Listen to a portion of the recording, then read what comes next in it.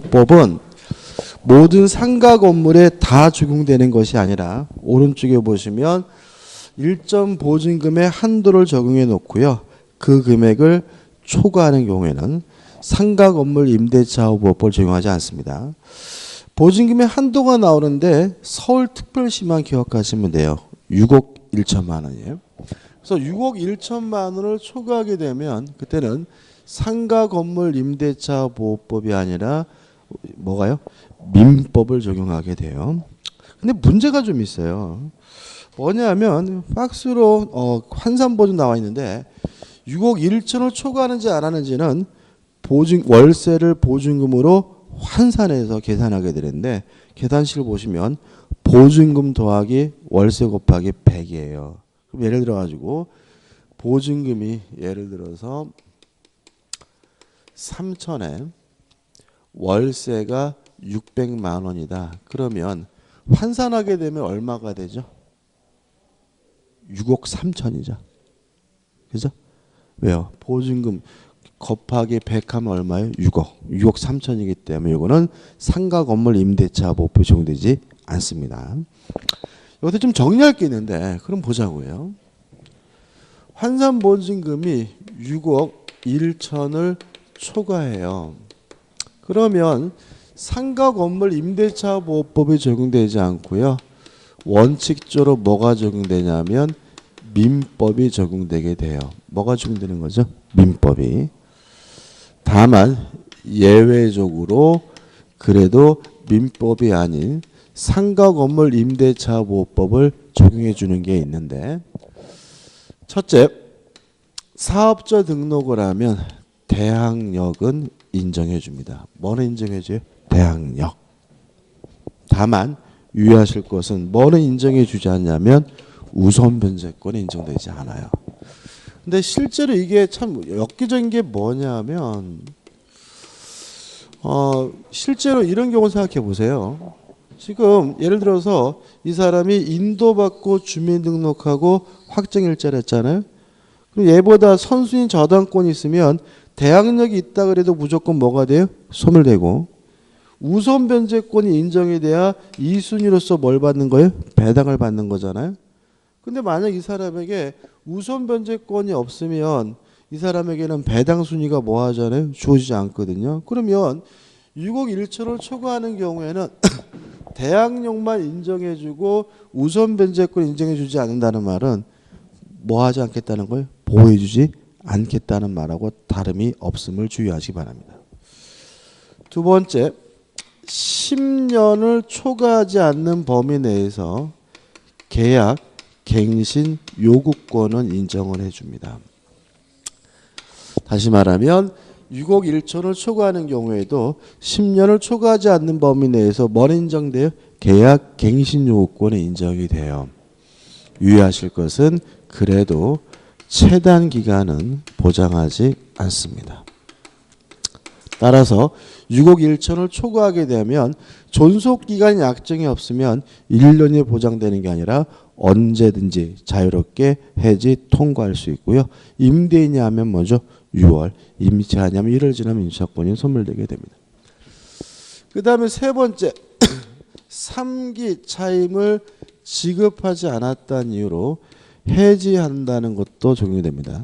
원래 민법상 임대차는 몇 기죠? 2기죠. 근데 상가 건물 임대차는 3기거든요. 요거는 적용해주고 그 다음에 마지막 네 번째 권리금 보호 규정은 적용을 해줍니다. 적용해준다. 그래서 요 네 가지는 꼭 기억해 두시기 바랍니다. 그 다음에 대항력의 취득 요건.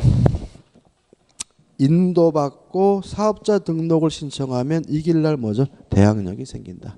그 다음 넘겨보시면 등록사항 등을 등록, 열람 및 제공받을 수 있고요. 보증금에 환수해가지고 확정일자를 받으면 우선 변제권을 인정해 주고요. 우측에 보시면 보증금 중 일정액을 보호해서 소액 임차 보증을 보호하는데요. 조심할 것은 뭐냐면 주택은요. 소액인지 아닌지 여부는 보증금만 가지고 따져요. 뭐만 가지고 따진다고요? 보증금만. 예를 들어서 아까 우리가 서울은 1억 1천 이하였잖아요. 그죠? 예를 들어 가지고 보증금이 주택은 1억이고 월세가 300만 원. 그래도 얘는 뭐예요? 소액인 거예요. 뭐만 가지고 따지? 보증금만 가지고 따지는 거지만.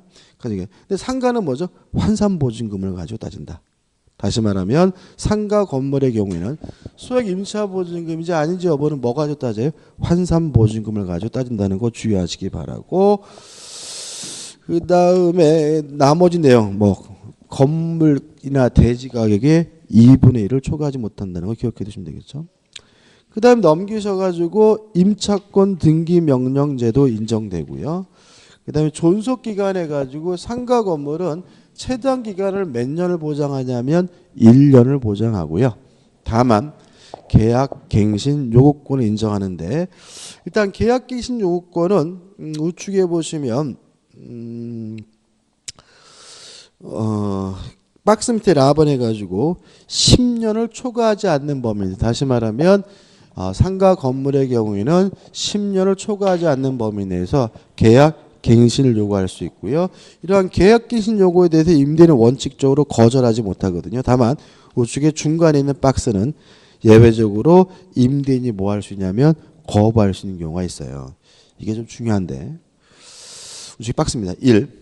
3기 차임액을 지급하지 않았다면 임대인은 계약갱신 요구를 뭐 할 수 있죠? 거부할 수 있다. 3. 서로 합의하여 임대인이 임차인에게 상당한 보상을 제공한 경우잖아요. 그럼 이게 또 어떻게 나오겠어요? 일방적으로 상당한 보상을 제공한 경우라면 X예요. 다시 말하면 상당한 보상을 제공했다는 이유로 임차인의 계약갱신 요구를 거부하려면 뭐가 필요합니까? 서로 합의가 필요하다는 거 조심하셔야 되고 그 다음에 5호입니다. 임차인이 임차한 건물의 전부 또는 일부를 고의나 중대한 과실로 파손한 경우죠. 고의나 무슨 과실이에요? 중대한 과실에 따라서 고의나 경과실 그럼 뭐죠? X가 되는 거죠. 좀 헷갈리게 나와요. 그 다음에 또 7호 해가지고 임대인이 다음 항목의 어느 하나에 해당하는 사유로 목적 건물의 전부 또는 대부분을 철거하거나 어디를 철거합니까? 전부 또는 대부분입니다. 어떻게 나오겠어요? 전부 또는 일부 그럼 뭐죠? X입니다. 그 다음에 전부 또는 대부분을 철거하는데 가해가지고 이런 재건축 계획을 언제 고지해 줘야 되냐면 밑줄 쳐놨죠? 임대차 계약 체결 당시에 고지해야 돼요. 그래서 만약에 임대차 계약 체결 후 그럼 뭐죠? X가 됨을 주의하시 바랍니다. 이게 나중에 한번 좀 외워야 돼요. 지금은 외울 건 아니지만 왜냐하면 아주 헷갈리게 나오니까 주의하시기 바랍니다. 그 다음에 넘기시면 법정갱신제도 인정된다. 상가 건물이 법정갱신되면 존속기간은 또다시 1년인데 다만 임차인은 자유롭게 해지 통지할 수 있고요. 임차인 해지 통지하면 3월이 지나면 임차권이 소멸되고요. 차임 등의 증감 청구권 해가지고 경제 사정 등의 변동으로 인해서 차임이 현실적이지 않다면 증감 청구하는 것이 가능한데 증액 청구는 제한이 있죠. 100분의 5를 초과하지 못하고 1년에 한 번씩만 할 수가 있습니다. 그 다음에 넘기시면 보증금 전부 또는 일부를 월다의 차임으로 전환 이건 보실 필요가 없고 그 다음에 권리금의 회수가 나와 있죠.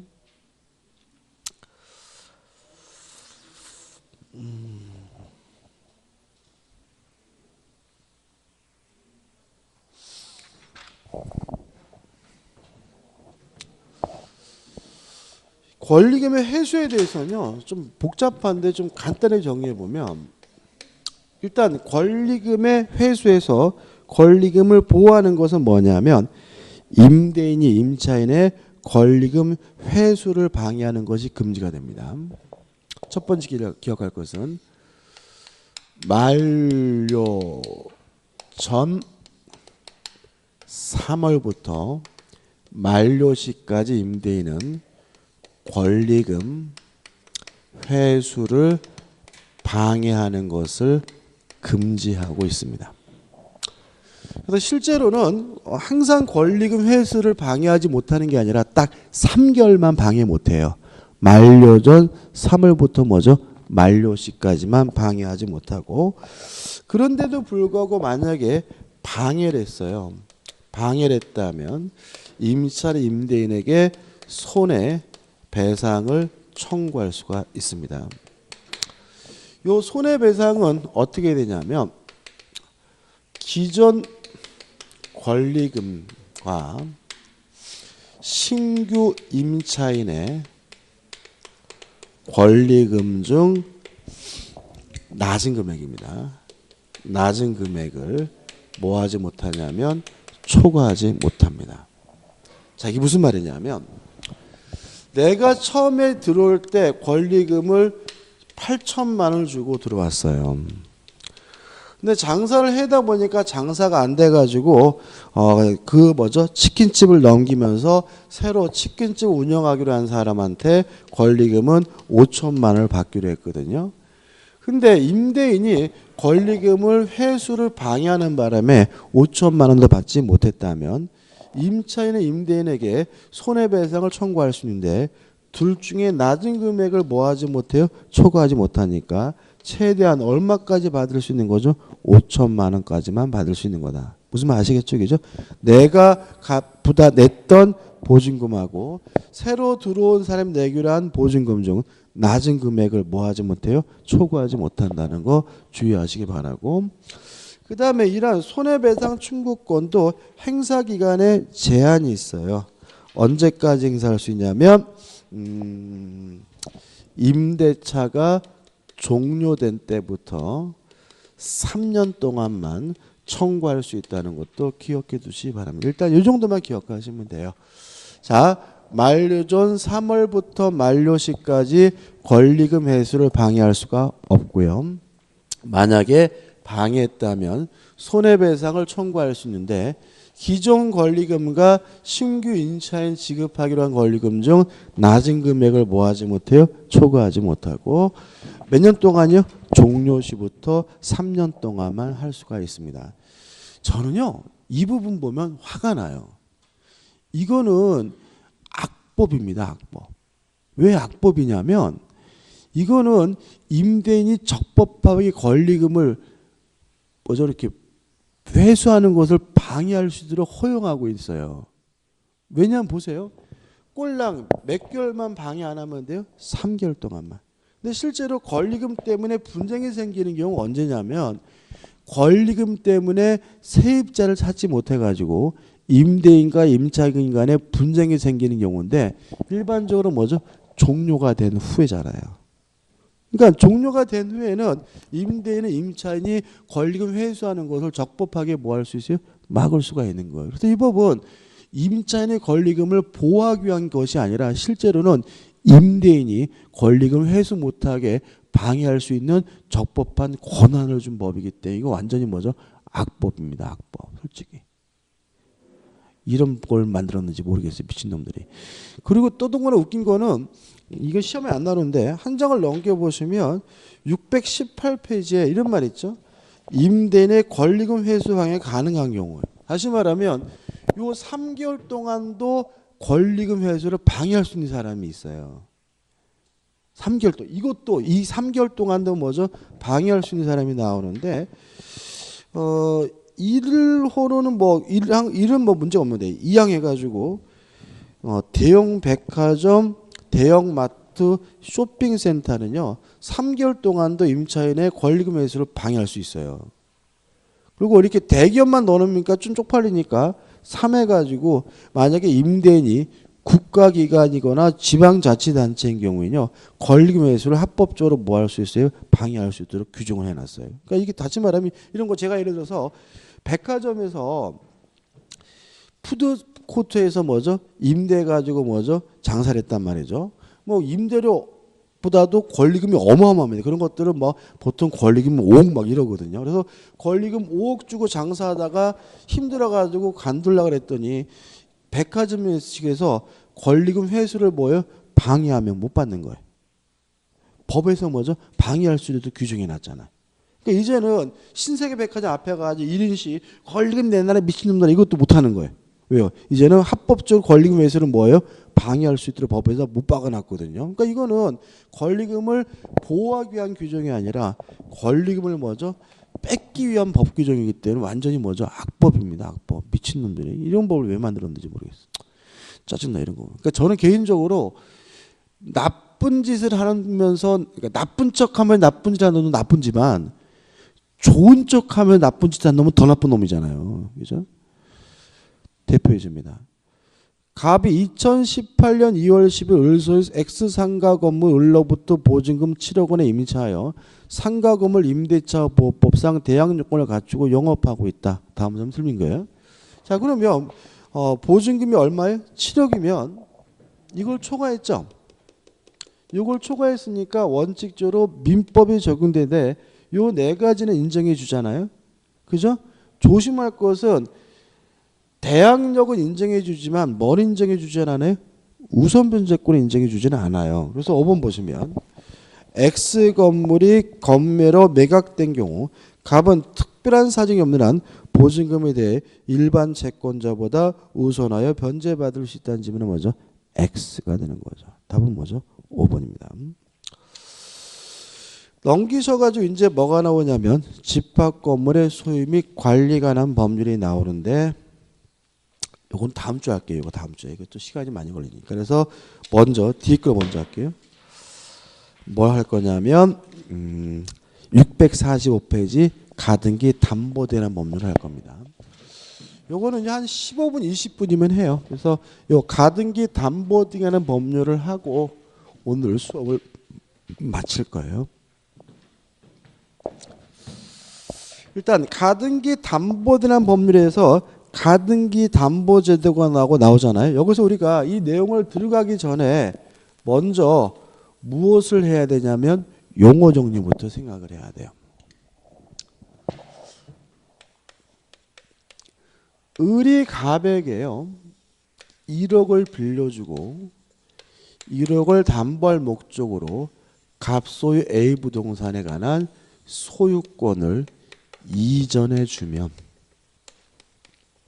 소유권을 이전하는 것을 우리가 뭐죠? 양도라고 하니까 이걸 우리가 뭐죠? 양도담보라고 하는 거죠. 그래서 양도담보란 소유권을 이전하는 방식으로 이루어지는 담보가 뭐죠? 양도담보입니다. 근데 만약에 소유권을 이전할 때 만약에 매매를 원인으로 소유권을 이전했다면 이게 뭐가 되냐면 매도담보가 돼요. 그래서 양도담보가 더 큰 개념이고요.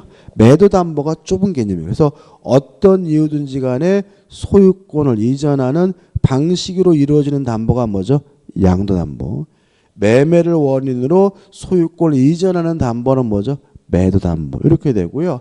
같은 개념이에요. 그래서 양도담보, 매도담보는 항상 어떻게 같이 다니게 되는 거죠. 그럼 가등기 담보는 뭐냐? 자, 갑과 을이 계약을 했어요. 예를 들어서 12월 31일 날 갑기로 했거든요. 그래서 12월 31일 날 변제하지 않는다면 A 건물에 관한 소유권을 이전해 다오. 이렇게 계약을 하고요. 12월 31일은 날 돈을 갚을 수도 있고 안 갚을 수도 있고 불확실한 거니까 뭐죠? 조건이죠. 조건부 권리는 뭐 할 수 있냐면 등기할 수 있는데 무슨 등기를 하죠? 가등기를 하게 되고 이 경우에는 1억을 빌려준 채권을 담보하기 위한 것이니까 이게 뭐가 되는 거예요? 가등기 담보가 되는 거죠. 찾지 마시겠어요? 돈을 빌려주면서 미리 이전 등기해 놓는 것은 뭐예요? 양도담보, 매도담보. 돈을 빌려주고 안 갚으면 소유권을 넘겨받기로 하는 건 뭐예요? 가등기 담보. 차이점이 있죠. 그죠? 그래서 소유권 이전하는 시기가 달라요. 그죠? 자, 돈을 빌려주면서 미리 등기해 두는 건 뭐예요? 양도담보, 매도담보. 안 갚으면 소유권을 넘겨받기로 하는 것은 뭐예요? 가등기 담보. 이렇게 되는 거고요. 자, 그럼 한번 일단 가등기 담보를 기준으로 생각해 보자고요. 자, 등기부에 지금 이렇게 되어 있어요. 갑구입니다. 갑구에 1번 해가지고 갑 앞으로 뭐가 돼 있어요? 소유권 등기가 돼 있고 2번에서 을 앞으로 가등기 담보가 되어 있는 상태예요. 그 다음에 등기부 을구를 보니까 을구에는 어떻게 되어 있냐면 1번 해가지고 병 앞으로 저당권이 설정되어 있고요. 2번에서 정 앞으로 저당권이 설정되어 있다. 이 사례도 같이 기억해 두시면 좋아요. 첫 번째 기억할 것인데요. 양도담보, 매도담보, 가등기담보는 저당권입니다. 양도담보, 매도담보, 가등기담보는 일단은 뭐라고요? 저당권입니다. 저당권하고 어느 정도 똑같냐면요.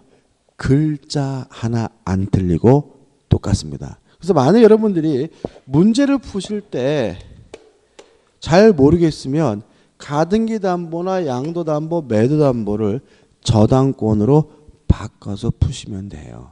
요령이고요. 다만 뭐가 다르냐면은 혹이 하나 더 붙었어요. 권리, 취득에 의한 실행을 할 수도 있는 특수한 저당권이 가등기담보, 양도담보, 매도담보고요. 요 권리, 취득에 의한 실행 이 부분이 뭐예요? 가등기담보법이고 요 부분은 뭐예요? 민법인 거예요. 여러분 생각해 보자고요. 자, 이런 상태에서 정저당권자가 경매를 신청했어요. 그러면 가등기담보 소멸돼요? 안 돼요? 제가 지금 방금 뭐라 그랬어요? 가등기담보는 뭐라고요? 저당권이라고요.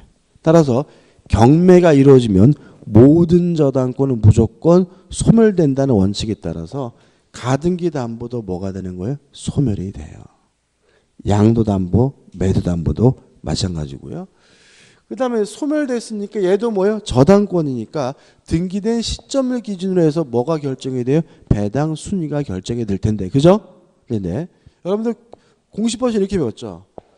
동구는 순위번호, 별구는 접수번호 이렇게 배웠나요?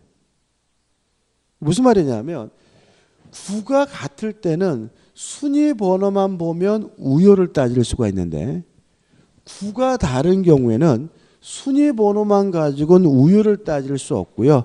그때는 뭐까지 봐야 되냐면 접수번호까지 봐야 우효를 따질 수 있다는 얘기예요. 그래서 접수번호를 봤더니 병이 가장 빠르고 을이 그 다음이고 정이 뭐죠? 그 다음이라면 병을 정의 순서로서 뭘 받게 됩니까? 배당을 받게 되고요. 경매가 됐을 때 가등기담보는 뭐로 취급합니까? 저당권으로 취득한다는 거 잊지 마시기 바라고. 얘네들은 뭐하고요? 저당권하고 글자 하나 안 틀리고 똑같다는 거 잊지 마시기 바랍니다. 자, 이거 가지고 이제 규정 보자고요.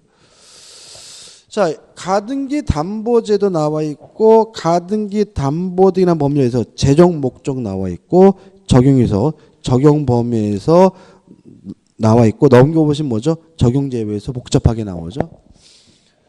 기억할 건 이렇게 기억하시면 돼요.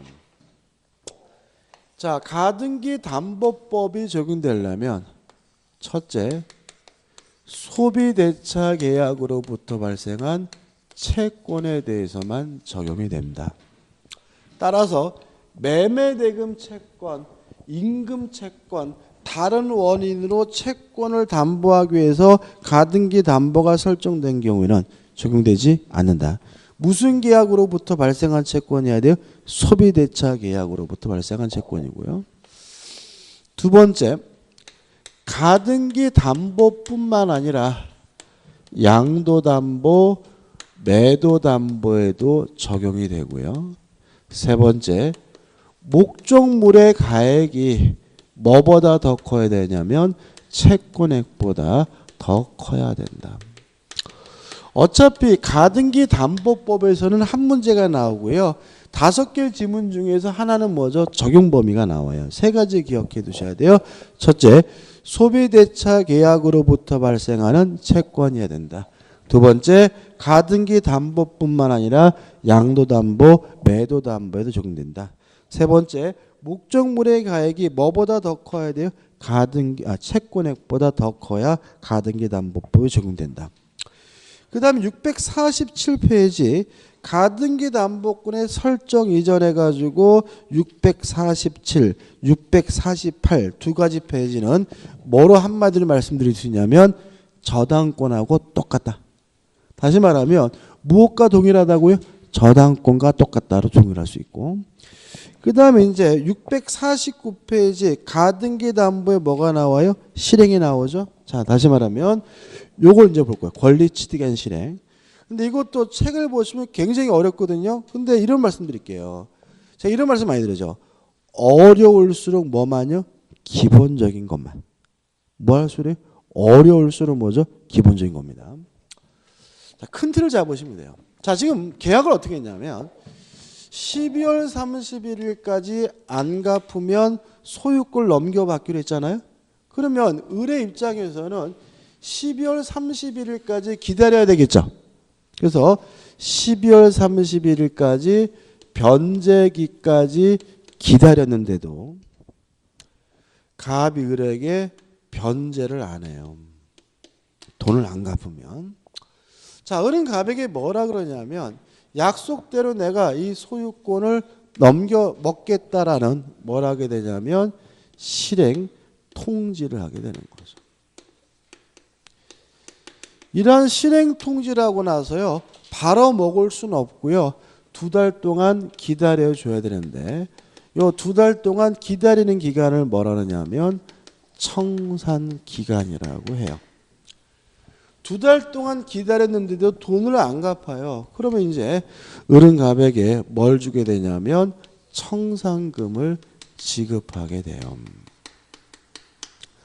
근데 유의하실 것은 청산금을 지급할 때는 뭘 받게 되냐면 본등기할 수 있는 서류를 교부받고요. 따라서 청산금의 지급과 본등기 서류를 교부받는 것은 뭐죠? 동시이행관계입니다. 그리고 자기 앞으로 본등기를 하게 되면 모든 절차가 다 끝나게 돼요. 순서가 이렇습니다. 변제기가 지난 후 실행 통지하고 2달 기다렸다가 청산금을 지급하고 본등기를 하면 모든 절차가 다 끝나요. 그래서 만약 오늘 좀 복잡하게 들어가는데 난 모르겠다 그러면 최소한 뭐죠? 요거라도 변제기 후 실행 통지하고 2달 기다렸다가 청산금을 지급하고 뭐 하면 돼요? 본등기를 하면 되는 거죠. 자, 살펴보십니다. 실행 통지할 때는요, 청산금이 얼마인지를 통지하게 되는데 청산금은 어떻게 계산이 되냐면 목적물의 가액에서 자신이 받을 채권액과 자신보다 선순위 권리자가 받을 채권액을 합산해서 공제하면 청산금이 됩니다. 예를 들어서 요 A 건물이 1억짜리예요. A 건물 2억짜리입니다. 2억짜리고 지금 을이 받을 돈이 얼마인가요? 1억이죠. 그 다음에 병이 받을 돈은 예를 들어서 3천만 원이라고 하고 정이 받을 돈을 예를 들어서 9천이라고 계산해 볼게요. 그러면 청산물 계산할 때 목적물이 얼마예요? 2억이니까 2억에다가 자기가 받을 돈 1억하고 선순위 권리자가 받을 돈 병이 선순위잖아요. 병을 정순서니까 얼마요? 3천만 원을 공제하면 청산금이 얼마가 되는 거죠? 7천만 원이 되는 거죠. 자, 왜 이렇게 해야 되냐면 가등기 담보가 실행이 되면 가등기 담보보다 선순위 권리는 무조건 소멸하지 않고요. 가등기 담보보다 후순위 권리는 소멸이 되기 때문에 그래요. 이게 무슨 말이냐면 만약에 가등기 담보에 의한 본등기 소유권을 취득하면 병저당권은 뭐 되지 않아요? 소멸되지 않아요. 그러면 3천만 원을 누가 갚아야 돼요? 을이 갚아야 되겠죠. 그죠? 소멸되지 않으면 누가 갚습니까? 소유자가 된 사람이 갚잖아요. 지금 얘가 뭐 할 거라고요? 소유권을 취득할 거라고요. 그잖아요, 그죠? 그러니까 얘가 갚아야 되니까 얘한테 줄 돈도 미리 빼야죠. 그래서 목적물의 가액에서 자기가 받을 돈하고 자기보다 선순위 권리자가 받을 돈을 합산해서 공제해야 뭐가 되는 거예요? 청산금이 되는 거죠. 얘가 받을 돈은 뭐 할 바 없어요? 신경 쓸 필요가 없죠. 얘는 무조건 뭐가 돼요? 소멸되니까요. 그 논리가 이해가 안 돼요? 소멸이 안 되면 누가 돈을 갚아야 된다고요? 새로운 소유자가 돈을 갚아야 된다는 게 이해가 안 되나요? 그건 아니죠, 그죠? 그만할게요. 그 다음에 목적물의 가액을 계산하려면 그 목적물의 가치를 평가해야 되는데 우리 판례는 주관적으로 임의적으로 지멋대로 평가하는 것도 가능하고도 유효하다는 것이 우리 판례 입장입니다. 다시 말하면 감정평가기관에 의뢰할 필요도 없고요.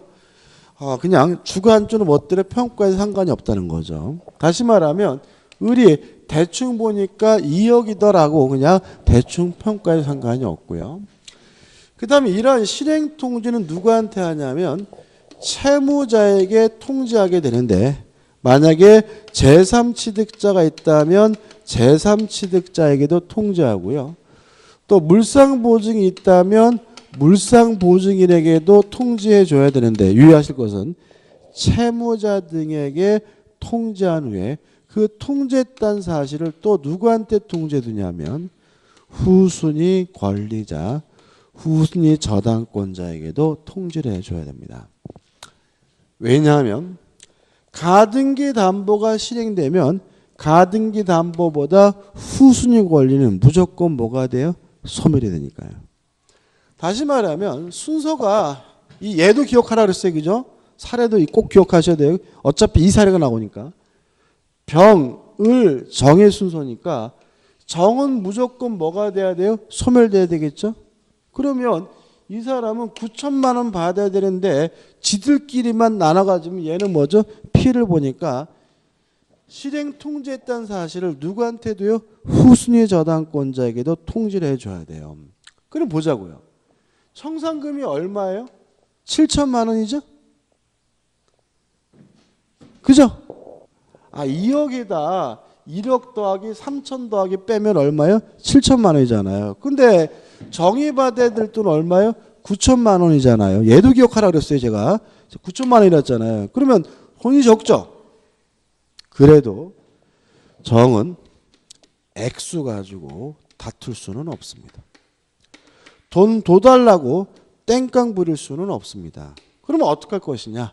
금액이 마음에 안 든다면 요 2개월이라는 청산기간 내 후순위 저당권자는 경매를 신청하는 것이 가능한데 유의하실 것은 자신의 채권액이 변제기가 도래하지 않았더라도 경매를 신청하는 것이 가능하다는 것까지 기억하시면 됩니다.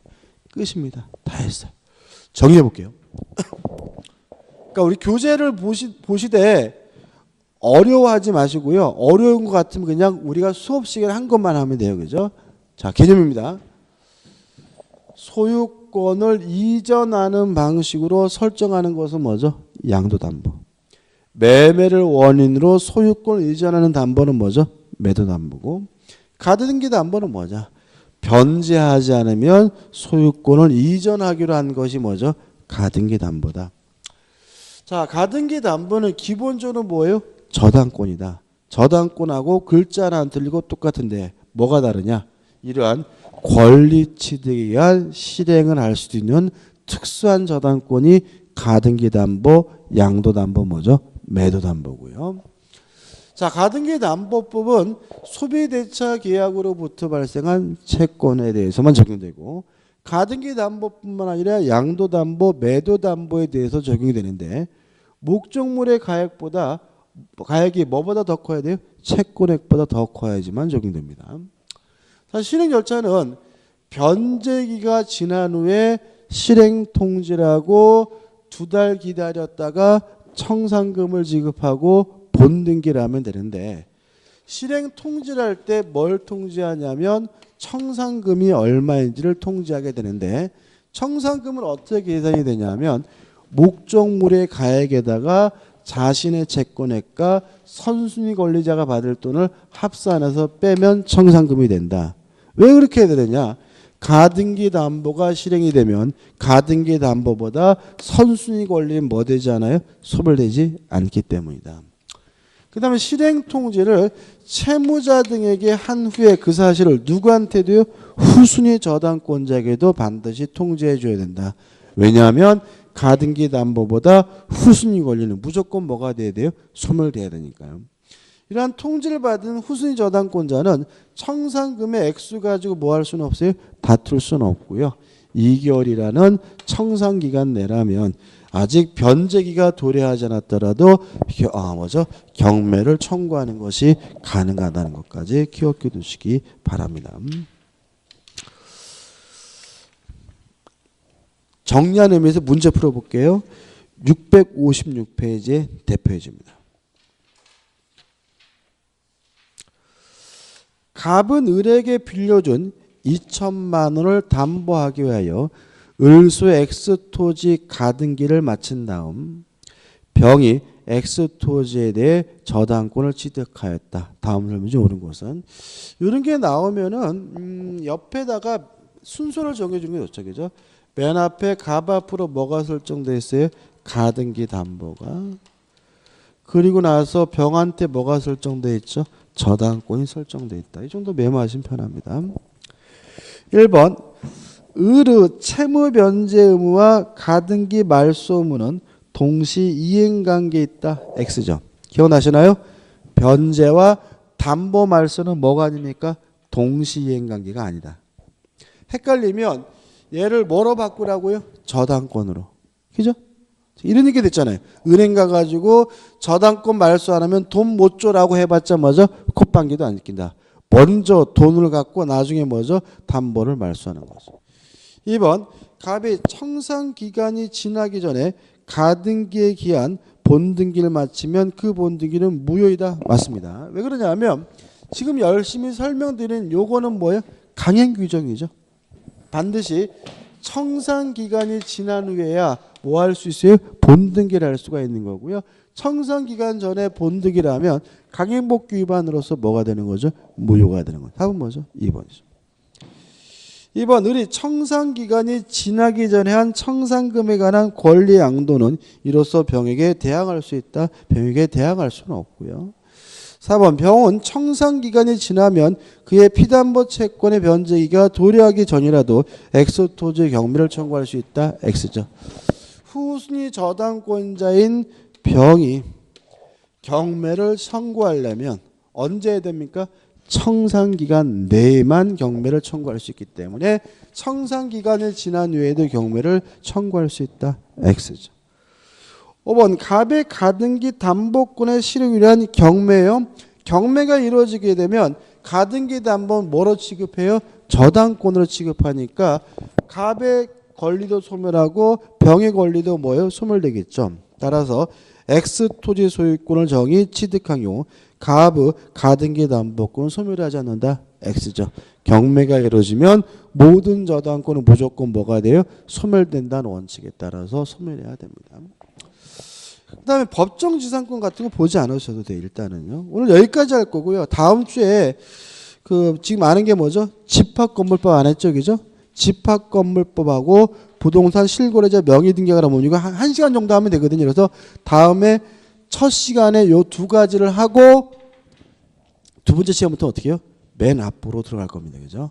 오늘 수고 많으셨습니다. 고맙습니다.